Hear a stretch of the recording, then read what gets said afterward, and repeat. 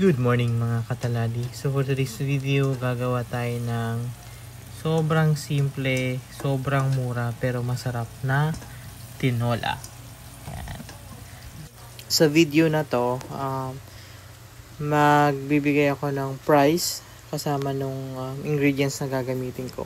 So less than 100 pesos lang yung nagastos sa ulam na to.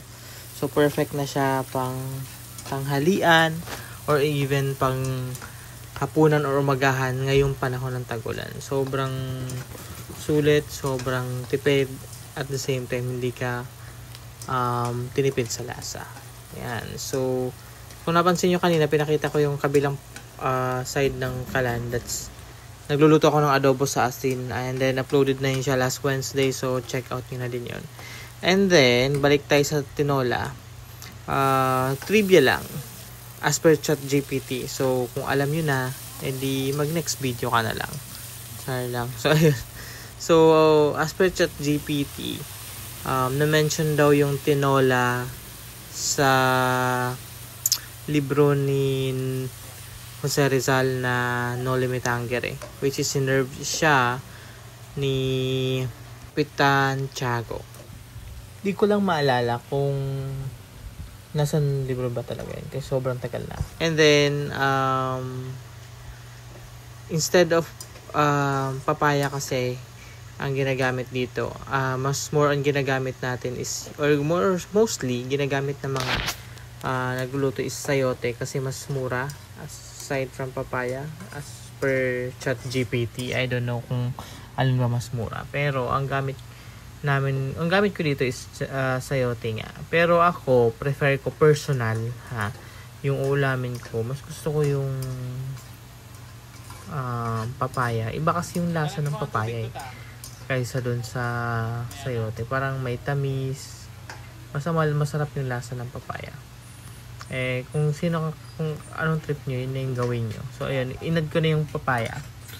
So bali, recap lang, ang nagastos ko lang dun sa luya is 5, sa sibuyas is 5, and then sa bawang is 5. Hindi naman naubos lahat yun. So siyempre hindi ko na inilesen kasi nga masyado na mura. So hindi naman naubos yun, hati-hati lang. And then sa sili is 2 pesos, sa kamatis is 2 pesos. And then sa sayote is 10 pesos. So nakamagkano na tayo. And then yung chicken, that's 45 pesos. I'm not sure kung yung nagra-range lang doon, either 50 or 45 pesos lang. So ayun, so makakaluto ka na for ganong halaga ng tinola na pwede mo nang i-share. Good for sharing na siya sa 2 to 3 persons. Depende kung malakas ka kumain like me. Kulang yun sa good for 2 lang yan. And then ang gamit ko dyan is malunggay, pero pwede din yung ceiling green. Mas masarap din yung ceiling green dyan. Hindi. Yung sili ng dahon ng sili. Ayan. So, nag-add lang tayo. And then, sa costing naman, or sa mga presyo naman, hindi ko na nilagay yung mga patis. Kasi, usually, meron naman na tayo dyan. Mantika, patis, bechin, MSG. Meron naman na tayo dyan sa bahay. So, no need na para ilagay.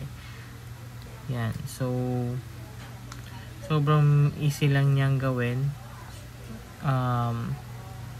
Kaya mong gawin pag magugutom ka at gusto mong humigop ng mainit na sabaw sa malamig na panahon. Ayun. So, ayan lang. Kumukulo na siya. So, yung dahon is late na natin siya ilalagay kasi na siya. Mabilis lang yun . Pagkalagay, okay na yan. Goods na yan. Ayan, nilagay na natin. Malunggay, mas masarap yan pag libre. Okay. Libre yung malunggay. Kasi, makakatipid ka. Okay, so nagastos natin dito is only 84 pesos. So, that's all. It's me, Mar.